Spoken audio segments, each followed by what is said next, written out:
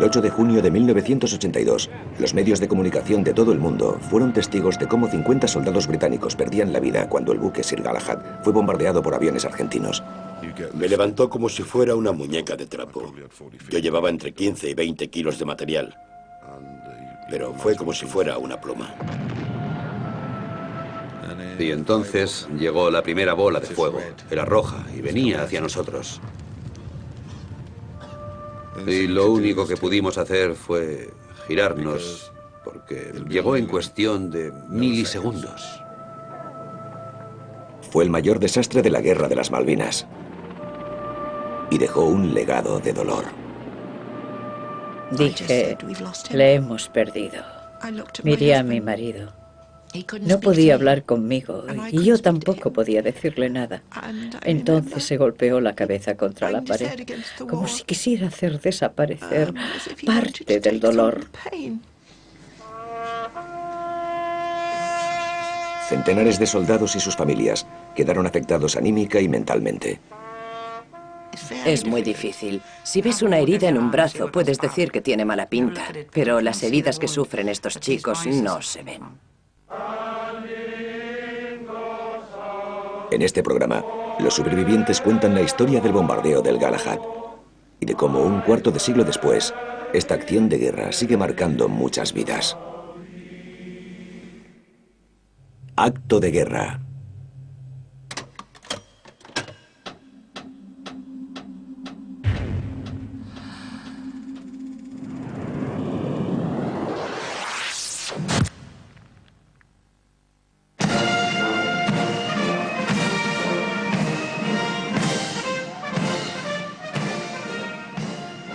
Durante casi un siglo, el primer batallón de la Guardia Galesa ha tenido un papel destacado en la vida militar y ceremonial de la nación.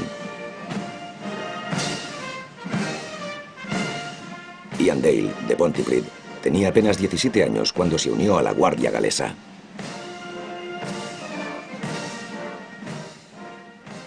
Ian medía 1,95. Era un chico alto. Recuerdo que le vimos formar parte del desfile de las tropas en 1981. Estaba en la escolta que se movía entre las filas. Pensé que el corazón me iba a estallar. Estaba muy orgullosa de él. Le di un golpecito al hombre que tenía a mi lado y le dije, ese de ahí es mi hijo. Estaba muy orgullosa de él. 10 meses después, en abril de 1982, Ian supo que su unidad acompañaría a la Fuerza Especial de las Islas Malvinas.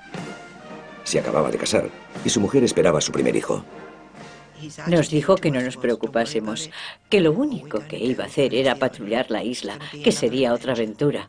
Eso fue lo que dijo, que el ejército lleva la aventura a tu vida. Y me dijo, mamá, esto será otra aventura para mí, me apetece hacerlo. Me he casado con Debbie y voy a ser papá, así que voy a vivir una gran aventura.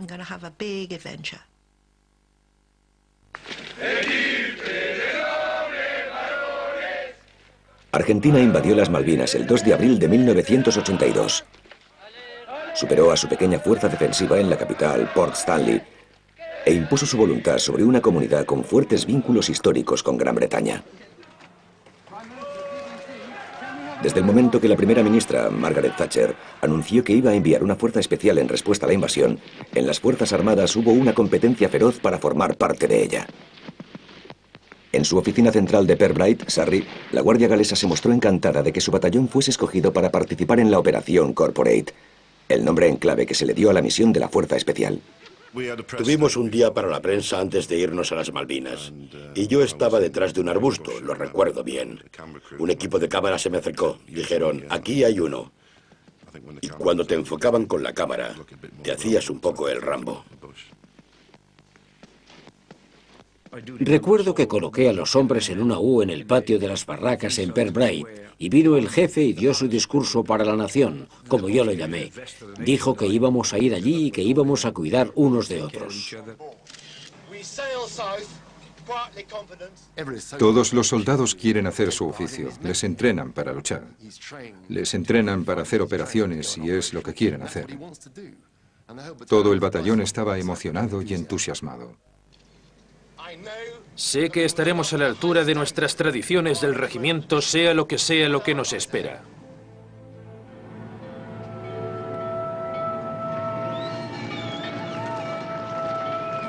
La Fuerza Especial dejó la costa británica entre escenas de fervor patriótico. Fue un momento emocionante, porque todo el país se moría de ganas de que fuésemos allí y recuperásemos las Malvinas. Todo el mundo estaba muy orgulloso de que fuéramos allí. Para eso te entrenas. No diré que era por eso por lo que nos habíamos alistado, pero surgió la oportunidad y nadie, absolutamente nadie, la iba a despreciar. La Guardia Galesa viajaba en el QE-2, que había sido requisado para transportar tropas. No había mejor manera de ir a luchar que en el QE-2, supongo. No hay nada mejor. Bueno, las alfombras estaban tapadas con tablones y algunas cosas estaban protegidas, pero seguía siendo un barco muy, muy bonito. Era precioso. Fuimos a los camarotes. Había gente que pagaba miles de libras para viajar en ellos. Y allí estábamos, comiéndonos su comida. No comida del ejército, sino comida de verdad. La familia de Ian Dale estaba entre la gente que había en el muelle de Southampton para despedirle. Fue un día feliz, porque la orquesta tocaba y todo el mundo saludaba y aplaudía. Pero mi marido y mi hijo no estaban contentos, porque sabían que en la guerra pueden pasar muchas cosas. Para Debbie y para mí no era un problema. Iba a ir, como nos había dicho él mismo, a patrullar la isla. Eso fue lo que dijo, y eso fue lo que creímos, por suerte. En ese momento no sabía que en muy poco tiempo le perdería.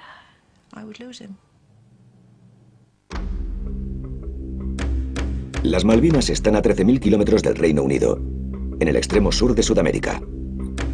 Para la Fuerza Especial, era un viaje de 4 semanas hacia lo desconocido. Creo que al principio todos nos lo tomamos como una aventura. Y todos pensamos que no acabaría siendo la guerra que sí que se desencadenó. Pensamos que zarparíamos, recorreríamos la mitad del camino hasta Isla Ascensión y todo se resolvería, que los gobiernos lo arreglarían entre ellos y nosotros daríamos la vuelta y volveríamos. Las tropas que viajaban hacia el sur pasaron todo el viaje entrenándose intensamente. La perspectiva de la guerra parecía muy lejana. ¡Prepara el arma! No está preparada. Vamos, sácalo, mételo. Prepárala. No creo que nadie tenga idea de cómo será realmente. Es imposible. Se puede recrear, incluso en un ejercicio de entrenamiento, pero es una recreación. En realidad no sabes qué va a hacer el enemigo. Hacen lo que quieren y tú debes reaccionar. No cojáis el arma a no ser que vayáis a disparar. Venga, cargad. Creo que realmente me di cuenta de que me iba a la guerra cuando me dieron las tarjetas que decían qué debía hacer si me hacían prisionero. No te las dan cuando estás de guardia en el Palacio de Buckingham. Así que cuando nos las dieron pensé, un momento, esto se está convirtiendo en algo serio. Un componente vital de la flotilla enviada al Atlántico Sur eran los buques de la Real Flota Auxiliar. Entre sus barcos se hallaba el Sir Galahad, cuyo trabajo era reabastecer los buques de guerra con comida y combustible y transportar tropas y equipamiento. Como el Galahad había entrado al servicio de la Fuerza Especial precipitadamente, cuando llegó a la base británica de Isla Ascensión, 2 semanas después, su carga tuvo que ser reorganizada. Los demás barcos querían muchas de las cosas y las tropas que teníamos. Recolocamos todo en Ascensión en una horrible operación que duró 4 o 5 días. Al final zarpamos desde Ascensión, creo que fue el 21 de abril, en dirección sur, hacia las Malvinas.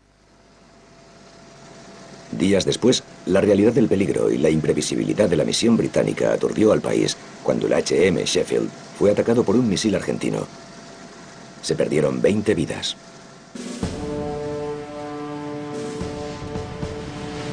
El 21 de mayo, mientras la Guardia Galesa seguía viajando hacia el sur en el QE-2, el Sir Galahad estuvo entre la primera ola de barcos que tomaron parte en la invasión británica de las Malvinas, una de las mayores operaciones anfibias desde la Segunda Guerra Mundial. La cabeza de playa de la zona de desembarco estaba en San Carlos, y horas después de que los buques llegaran a la ensenada, miles de tropas y toneladas de material y munición llegaron a la costa sin encontrar oposición. Era una mañana preciosa, y el sol se elevaba detrás de las colinas. San Carlos era una bahía cerrada bastante bonita. Me recordaba un poco a Escocia y a las islas de Escocia.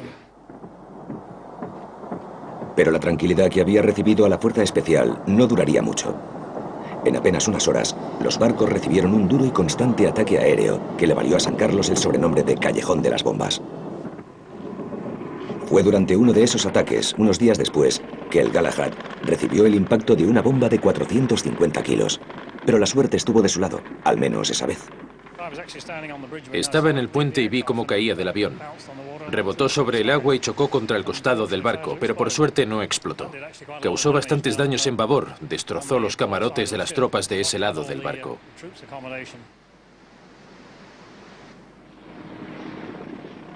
El Galahad se reparó rápidamente y volvió al trabajo de proveer a los barcos y las tropas de las islas. La Guardia Galesa finalmente llegó a San Carlos 2 semanas después que el Galahad, el 2 de junio de 1982. Formaban parte de la Quinta Brigada, cuyo trabajo era atacar las posiciones argentinas del sur de las Malvinas. El guardia Ian Dale, como tantos otros que llegaban a un lugar extraño en la otra punta del mundo, no paraba de pensar en su familia y sus amigos. Recibí una carta en la que contaba que había disfrutado del viaje. Tenían ganas de llegar, de ver qué podían hacerles a los Argis, como les llamaban ellos. Pero había agua por todas partes. Estaban congelados. Tenían los pies empapados. Se habían atrincherado. Pero parecía contento. No tenía miedo. Eso es lo más importante. No tenía miedo. Tras 24 horas en San Carlos, con la presión de retomar las islas antes de que llegase el invierno, la Guardia Galesa se dispuso a cruzar los montes Sussex para colocarse en posición avanzada en el sur. Recibimos órdenes de marchar. No nos dijeron hacia dónde, solo que nos íbamos. Así que lo recogimos todo y nos fuimos. Solo habíamos recorrido, no sé, unos 8 kilómetros o algo así, cuando nos dijeron que volviésemos, porque no llegaríamos a tiempo, fuese donde fuese que íbamos.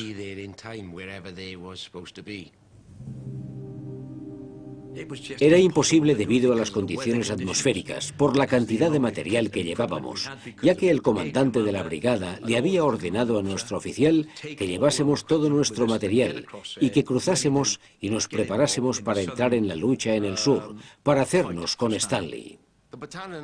Se ha criticado al batallón por no conseguir cruzar los montes Sussex, pero les puedo asegurar con total convicción que mi batallón estaba tan en forma como cualquier otro de los batallones que libraron la guerra de las Malvinas.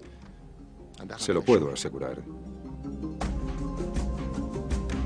Como la operación por tierra había fracasado, se decidió llevar a la Guardia Galesa hasta el sur de la isla a bordo del HMS Fearless. El plan era que se encontraran con 4 lanchas de desembarque en un lugar llamado Isla Bougainville, y con ellas llegarían con todo su equipo hasta Bahía Agradable. Pero la noche del 6 de junio, cuando el Fearless llegó al lugar acordado, no había rastro de las lanchas de desembarque. El encuentro nunca tuvo lugar. El comodoro Michael Clapp, el oficial a cargo de las operaciones anfibias, no lo descubrió hasta algunos años después. Las había requisado una unidad del regimiento de paracaidistas para usarlas en otro lugar. Los paracaidistas querían usar las lanchas de desembarque para reforzar a su equipo. Así que se las llevaron para poder apoyar a sus 2 unidades.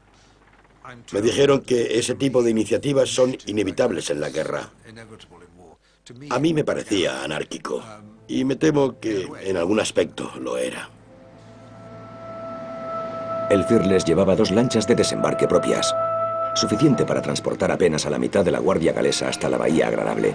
Así que se decidió dividir el batallón. La mitad de ellos llegaron a la costa con el coronel Riquet.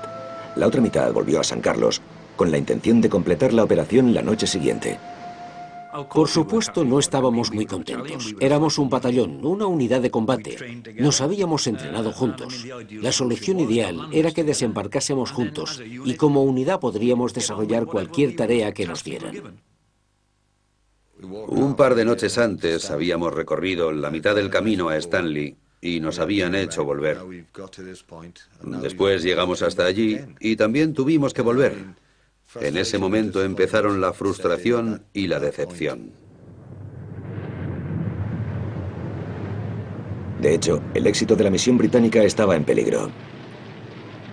Argentina había atacado importantes buques, como el HMS Antelope, y había obligado al mando de la Fuerza Especial a revisar su estrategia. Se decidió que el HMS Fearless no debía participar en más misiones peligrosas en las que tuviera que llevar a las tropas a posiciones avanzadas. Así que los planes para la Guardia Galesa volvieron a cambiar.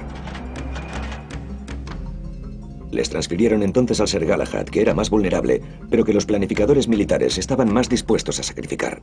No es que estuviésemos desanimados, pero sentíamos que ahora hacíamos una cosa y después hacíamos otra. Supongo que así es la vida militar. Y durante los conflictos se trata más bien de un caos organizado que de cualquier otra cosa. La noche del 7 de junio, mientras la Guardia Galesa dormía, el plan para reunirles con el resto de su batallón volvió a cambiar. El Sir Galahad recibió la orden de llevar las tropas no hasta Bahía Agradable, sino a la cercana ensenada de Fitzroy. Se presupuso que marcharían hasta unirse con la otra mitad de su batallón en Bahía Agradable mediante un puente que se había reparado recientemente.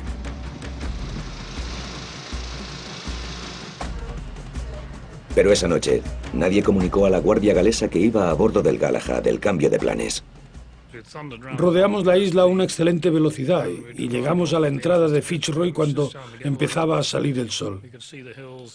Veíamos las colinas de Stanley y el tiempo estaba mejorando. La visibilidad era bastante buena. El Sir Galahad carecía entonces de contacto directo por radio con el mando de la Fuerza Especial en San Carlos. Al amanecer fue evidente que con la mejora del tiempo y la ausencia de defensa aérea, el buque quedaba peligrosamente expuesto. Pensé que no debíamos estar allí. Teníamos que haber llegado por la noche. No esperábamos estar allí con luz del día. Daba mucho miedo porque estábamos allí. Éramos un blanco fácil y no podíamos hacer nada. El oficial de los marines, el mayor Ewen Southall Taylor, estaba a cargo de las operaciones de desembarco en Fitzroy. Le sorprendió la llegada de un buque lleno de tropas y poco después del amanecer se acercó hasta el Galahad. Dijo que el buque corría un grave peligro debido a los ataques aéreos argentinos y ofreció a los hombres transportarlos inmediatamente hasta la costa, que estaba a pocos centenares de metros. Le dije al oficial que encontré en la popa del Galahad que mi opinión profesional como oficial de desembarco y como persona involucrada en operaciones anfibias durante casi toda mi carrera era que primero debían desembarcar y después esperar. Creía firmemente que su destino era Bahía Agradable, no Fitzroy. Yo me mostré igual de firme al decirle que no le llevaría hasta Bahía Agradable a plena luz del día. La confusión de la guerra empezaba a notarse. Siempre se ha creído que la persona con la que discutió, que despreció la posibilidad de hacer bajar a sus hombres del buque, fue el comandante Guy Sailey, el oficial de mayor graduación de la Guardia Galesa que había a bordo. El comandante Sailey habla públicamente sobre ese asunto por primera vez en 25 años. No hablé con él. Sé que Ewen Southall Taylor dijo lo que dijo. Todo el mundo recuerda cosas diferentes, pero yo sé qué me dijeron a mí y sé qué les dije a los demás. Y eso es lo que les he contado. Guy Sailey admite que al principio se negó a desembarcar a sus hombres. Pero al cabo de media hora tuvo una reunión con el capitán y se llegó a un acuerdo. El capitán dijo, así que no quiere desembarcar. Yo le contesté que no había dicho eso, que lo haría si conseguía órdenes de algún sitio. Al cabo de media hora, las nuevas órdenes llegaron y eran que desembarcásemos con las lanchas en Bahía Agradable en 2 grupos.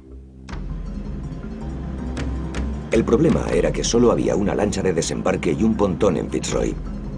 Y ambos estaban ocupados descargando otro barco, el Sir Tristram. En ese momento, la Guardia Galesa ya llevaba esperando en Fitzroy sobre un buque desprotegido más de una hora. La preocupación iba en aumento. Nos preguntábamos por qué estábamos allí.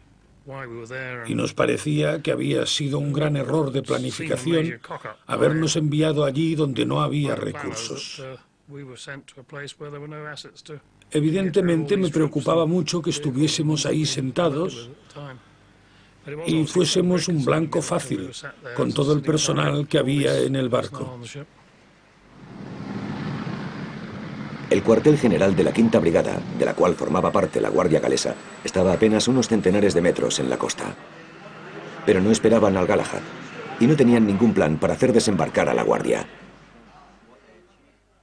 Fue una sucesión de pequeños accidentes que cuando estás a 100 o 120 kilómetros de distancia y no sabes qué ocurre y no puedes hacer nada, te hacen sentir perdido. No puedes tomar la decisión correcta. No puedes decir, basta, no enviaré a la Guardia Galesa en el Sir Galahad. Las cosas salieron así. 2 horas y media después de la llegada del Galahad, la lancha de desembarque y el pontón pudieron empezar a descargar. Pero entonces se decidió que una ambulancia de campo tenía prioridad sobre la Guardia Galesa y debía descargarse primero. Todo el mundo sabía que teníamos que bajar del barco. Todos sabíamos que teníamos que desembarcar. Pero todos sabíamos que no podíamos. No había manera de desembarcar. No podíamos ir nadando. No se podía nadar con todo el material. Necesitábamos un transporte, necesitábamos una lancha de desembarque, así que hasta que apareciera no podíamos hacer nada. Muchos de los guardias esperaban sobre la cubierta de tanques del Galahad, rodeados de vehículos y de munición. Estábamos debajo de las cubiertas y allí estuvimos todo el día. Sabíamos que era de día, claro. Estábamos en un lugar cerrado y durante todo el día estuvimos cargando y descargando nuestro equipo porque nos decían que íbamos a desembarcar. Y después nos decían que nos lo quitásemos y nos relajásemos. Eso ocurrió 5 o 6 veces durante el día. En el barco la gente jugaba a las cartas o dormía un poco. Limpiábamos las armas, cosas cotidianas, pero lo hacíamos rodeados de combustible y munición. Finalmente, tras 6 horas, la Guardia Galesa se preparó para desembarcar. Pero la suerte del Galahad se había acabado. La Fuerza Aérea Argentina atacó desde un cielo azul y despejado.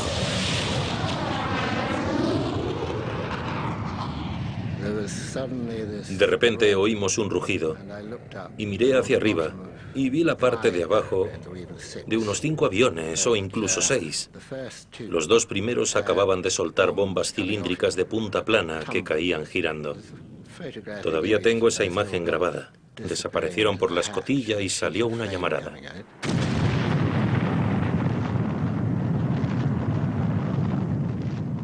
El mundo se volvió naranja. El impacto me levantó como si fuese una muñeca de trapo. Yo llevaba entre 15 y 20 kilos de material, pero fue como si fuera una pluma. Estaba ahí de pie. Me volví a mirar hacia mi izquierda cuando hubo la explosión. Y la bola de fuego me golpeó el lado izquierdo. Aspiró todo el aire de mi cuerpo. No es que contuviera el aliento. No había aliento que contener. Estaba volando. Me temblaban todos los huesos. Me dolían todos los nervios. Lo único que pude oír cuando nos dieron fue un ruido de ráfaga. A mi izquierda estaba la unidad de mortero. A ellos les dio de pleno. Me encontré entre un amasijo de cuerpos, de hombres vivos. Tenía gente debajo y tenía gente encima. En la montaña en la que estábamos, cuanto más altos, más quemados. Tuve mucha suerte, ya que los chicos que había delante de mí pararon un poco el golpe.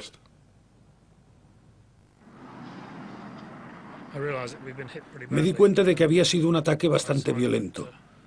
Tras un par de minutos decidí que lo mejor que podía hacer era llevar a todo el mundo desde las cubiertas inferiores a las superiores. Así que anuncié por megafonía que abandonaran el barco. Durante los 10 primeros segundos cundió el pánico.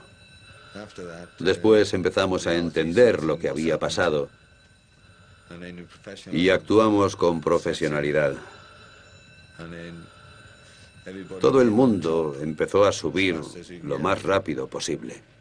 Entonces empezaron a salir por la puerta. Estaban todos quemados, humeaban, había fuego, tenían la ropa en llamas. Estaban todos muy mal. Y salían en grandes cantidades por la puerta. No había espacio, fue horrible. Unos 30 segundos después de que saliésemos a la cubierta de tanques por tercera vez, tras sacar a todo el mundo, hubo una gran explosión. La munición estalló, estallaron los vehículos y supimos que no valía la pena volver a bajar, porque todos habían muerto. Es horrible. Lo primero que piensas es que, gracias a Dios, es otra persona y no tú. Y en cuanto lo piensas, te arrepientes. Porque esa otra persona es uno de tus compañeros. Cerca de allí, en la ensenada de Bahía Agradable, el oficial al mando Johnny Rickett y su sargento mayor, Tony Davis, no tenían ni idea de dónde estaba la otra mitad de sus hombres. Lo recuerdo muy bien. Y si lo pienso, vuelvo a vivirlo. Cogí a Tony y nos montamos en la moto. Veíamos una columna de humo que salía de un barco, uno de los 2 barcos que estaban en el puerto de Fitzroy. No sabíamos que nuestros chicos estaban en ese barco cuando lo bombardearon. Ni siquiera sabíamos que nuestros chicos estaban en ese barco. Muy dentro de mí, cuando vi que habían alcanzado un barco, no sé si fue una premonición, pero supe que había guardias galeses a bordo de ese barco. Ambos barcos estaban en llamas, el Tristram y el Galahad. Los botes salvavidas llevaban a algunos hombres a tierra. Podría decirse que era un caos, pero era un caos organizado. Una vez que los chicos bajaban del barco y llegaban a la costa, había mucha ayuda. La ambulancia de campo estaba en la costa, administraban primeros auxilios, les daban morfina y ayudaban a quienes necesitaban socorro. Pasaban muchas cosas buenas, pero la situación era horrible. Como los heridos fueron transportados rápidamente a diferentes barcos y hospitales de campo para su tratamiento, tardaron días en saberse el alcance de las muertes y las heridas. El viernes nos dijeron que había desaparecido y el sábado por la tarde, sobre las 4 o las 5, el ejército llamó a la puerta y nos dijeron que aunque no había cuerpo que demostrara que mi hijo había muerto, tenían que suponer que así había sido porque no le encontraban. Yo solo dije, le hemos perdido. Sabía que había desaparecido y sabía que no le volvería a ver. Y miré a mi marido, que no podía hablar conmigo. Y yo tampoco podía decirle nada. Y recuerdo que se golpeó la cabeza contra la pared, como si quisiera aliviar el dolor. Pero ese tipo de dolor no se alivia, no es fácil.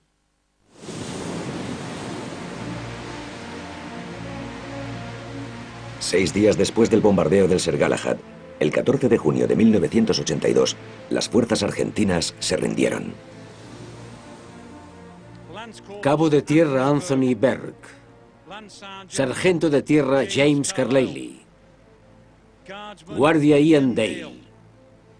Mientras el resto de la Fuerza Especial celebraba la victoria en las Malvinas, la Guardia Galesa regresó a Fitzroy para celebrar un funeral. Se hizo a bordo del Tristram, mientras el Galahad seguía ardiendo junto a él.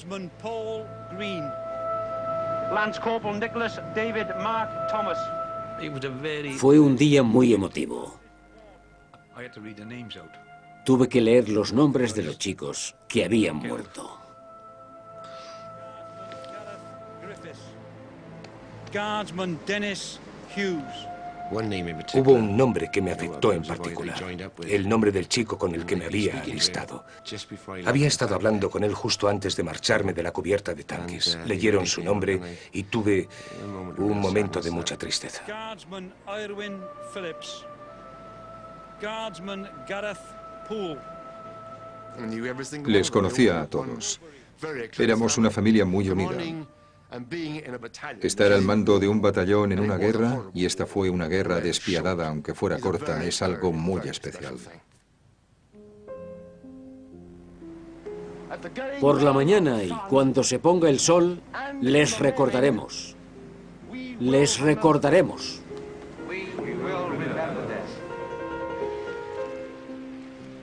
Tras la ceremonia, el Galahad fue remolcado hacia el mar y se hundió como una tumba de guerra. Parecía el final de un trágico episodio en una campaña victoriosa.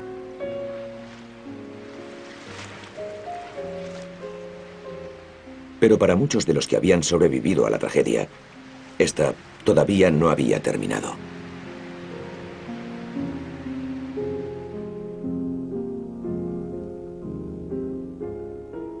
Cuando volvimos, tomamos tierra en Bryce Norton. Y justo antes de desembarcar, nos dijeron que había una multitud para recibirnos. Todos le dimos la mano al príncipe de Gales. Y me sorprendió mucho ver a mis padres y a mi hermana. Habían venido para llevarme a casa, en Carmarthen. En el barco éramos 3 de Carmarthen, un pequeño pueblo del oeste de Gales. Y los otros 2 habían muerto. Erwin Phillips, con quien yo había ido al colegio. Nos habíamos alistado juntos y yo estaba a 10 metros de él. Lo primero que hizo cuando bajó del avión y se quedó muy sorprendido al vernos fue sacar una fotografía de Erwin del bolsillo y decir: «Mira esto, mamá». Evidentemente pensaba en ello en ese momento, aunque entonces no me di cuenta. Estábamos muy contentos de verle. Llegamos hasta Carmarthen. Nos acompañaba una escolta policial con la luz azul. Y había un montón de gente, todos muy contentos. Fue increíble. 300 personas. Había banderas, sonaba Tom Jones y había frases de bienvenida.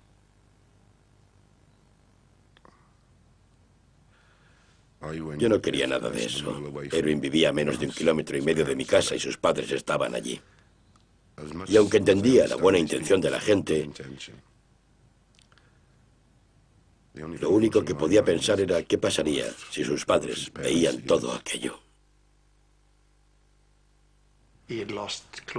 Había perdido buenos amigos. Había visto cosas horribles. No quería contarlo. Y le parecía que nadie sabía lo que había sufrido. Así que se lo quedó todo dentro.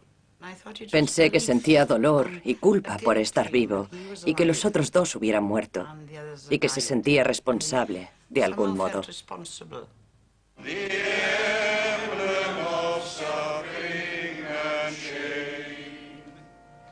Durante los meses siguientes al incidente del Galahad, el dolor y la pena de algunas familias dio paso a la rabia. Shirley MacBride estuvo en primera línea de una campaña en pro de una investigación pública. No les dirigieron bien.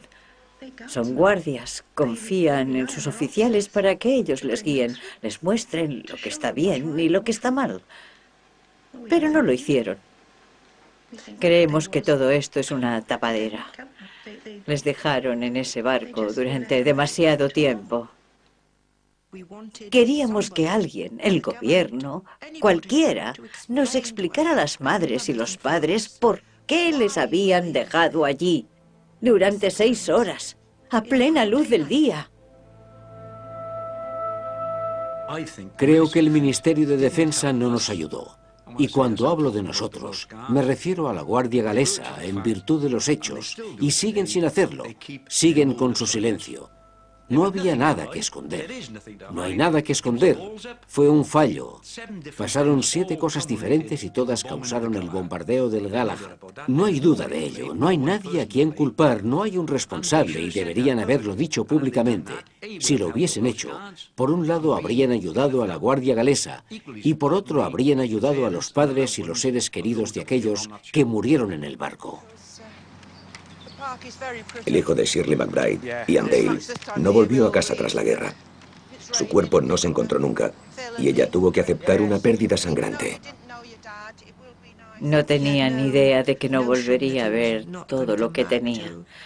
Y tenía muchas cosas. Era muy joven. Tenía un bebé en camino. Iba a ser padre. Era muy feliz. Bautizamos a Gareth.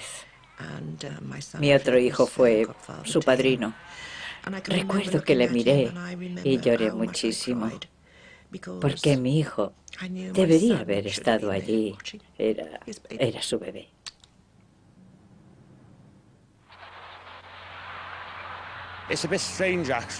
Es un poco extraño no tener una figura paterna en tu vida con quien hablar de tus cosas. Muchas veces pienso cómo habrían sido las cosas si él hubiese estado aquí. Mi abuela va aceptándolo con los años, se va acostumbrando, evidentemente con el apoyo del resto de la familia, pero no es algo agradable para nadie.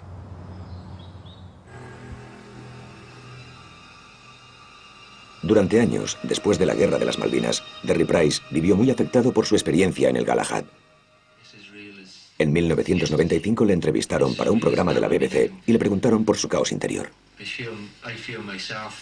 Siento que llevo 12 años en ese barco y todavía no he conseguido bajar.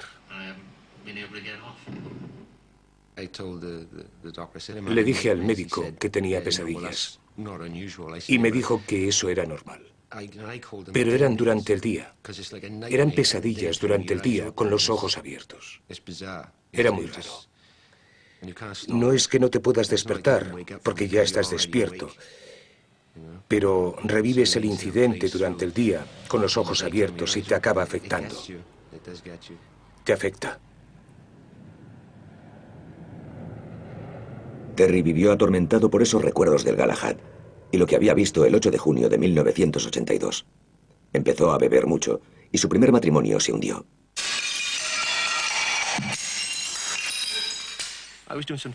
Estaba poniendo algunas baldosas en la cocina y se me rompió una.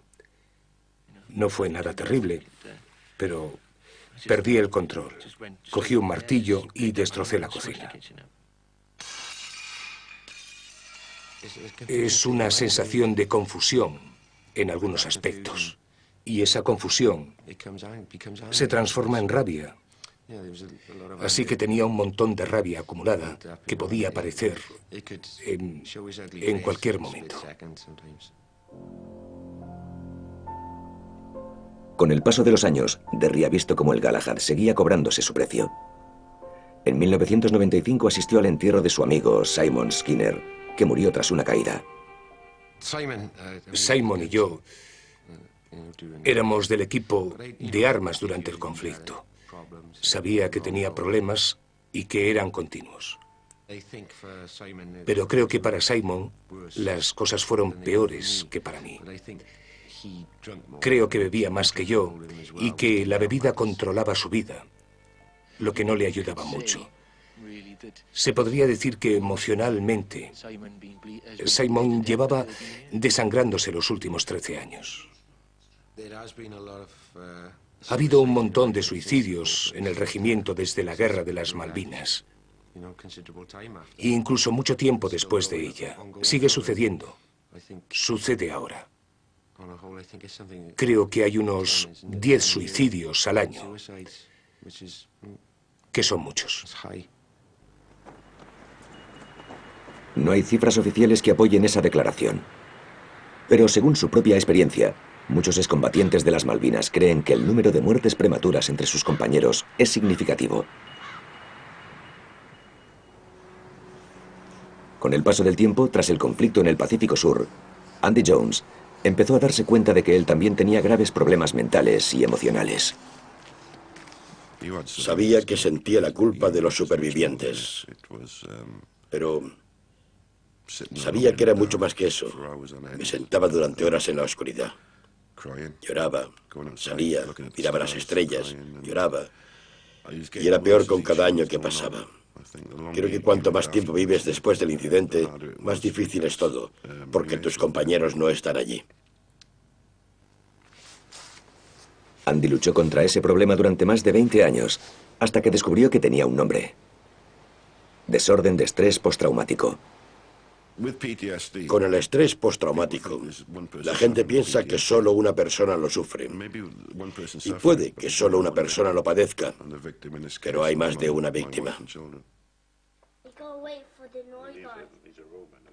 Afecta a otra gente, a la familia y a los amigos. Y no quiero que sea así. Si le tiene que hacer daño a alguien, que sea a mí, no a los demás. Pero por desgracia, eso es lo que ocurre. El sentimiento de impotencia es uno de los peores sentimientos que tenemos, Merlin y yo. Sentimos que no podemos ayudar aunque queremos hacerlo. Pero tienes que apartarte cuando lo está pasando mal. Tienes que sentarte y callarte y esperar que quiera hablar. Es muy difícil. Si ves una herida en un brazo puedes decir que tiene mala pinta, pero las heridas que sufren estos chicos no se ven.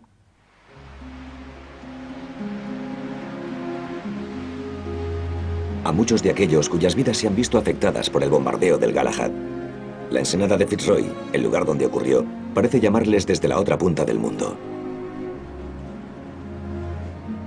Shirley MacBride ha estado allí 2 veces. Su segunda visita, en 1992, fue justo después de que muriera su marido. Cumplía con su último deseo. Nos montamos en la barca que habían contratado para llevarme hasta el lugar donde el Galahad había sufrido el ataque, el lugar en el que había muerto mi hijo. Y había un miembro de la tripulación del Galahad en la barca conmigo y tiró las cenizas de mi marido al mar.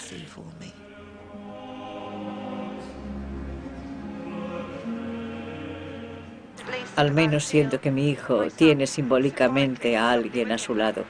Así que puedo quedarme y ser la madre del hijo que me queda, y mi marido estará con mi otro hijo.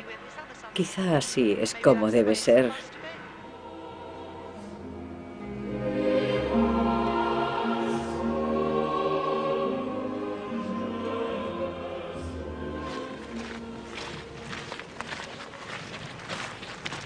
Muchos excombatientes han hecho el largo viaje de regreso a las Malvinas para buscar tranquilidad. En 2001, Tony Davis decidió que él también necesitaba volver a Fitzroy.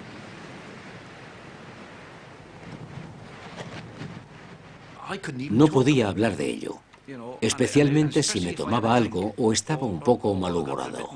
Me emocionaba mucho, y solo después de 19 o 20 años, cuando volví a las Malvinas y visité el sitio donde habían bombardeado el barco y hablé de ello más abiertamente, empecé a sentir que podía superarlo.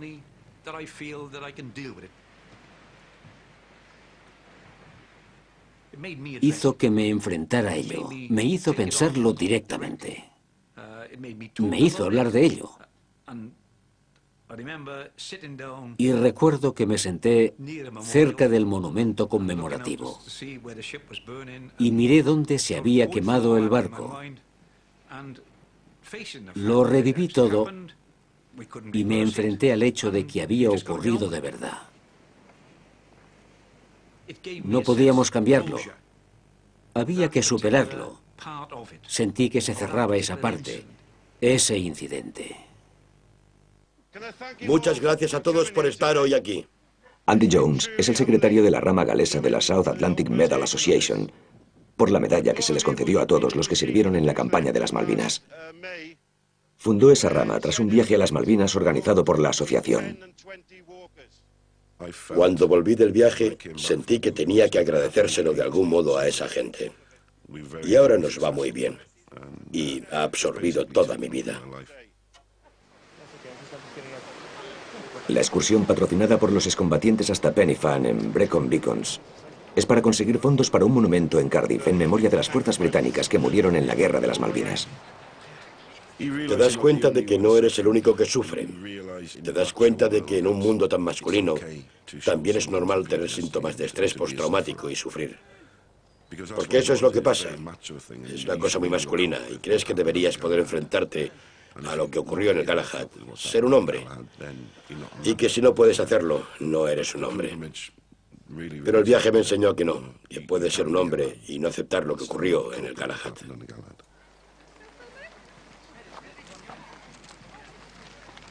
Hemos venido aquí para conseguir fondos para un monumento. Y tenemos la temperatura de las Malvinas en lo alto del Penny-Fan, en el sur de Gales. Es genial, el ambiente, la diversión, es todo perfecto. Creo que la mayoría de los chicos van a tomar algún refresco antes de bajar. Por los chicos, por ellos. Durante 20 años intenté superarlo de un modo y no funcionó. Ahora estoy activo entre los excombatientes de las Malvinas y creo que debe de ser mi manera de enfrentarme a ello. Y creo que es también lo que hacen estos chicos.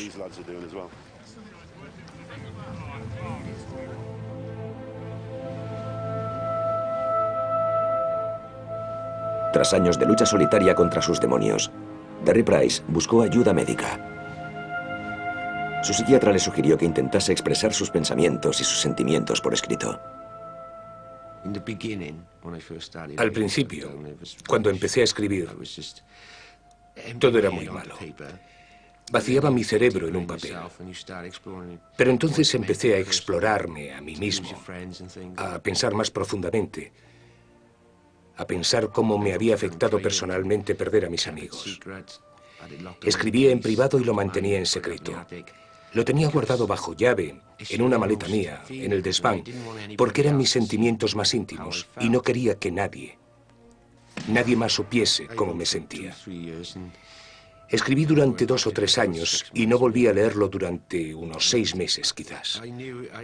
Pero siempre estaba allí, así que decidí que tenía que deshacerme de todo eso, porque me molestaba que estuviese allí. En esas páginas estaba todo mi dolor, mi rabia, mi frustración, y tenía que tirarlo. Y pensé en tirarlo a la basura, y después pensé que alguien podía encontrarlo y leerlo, cosa que no quería. Así que decidí quemarlo.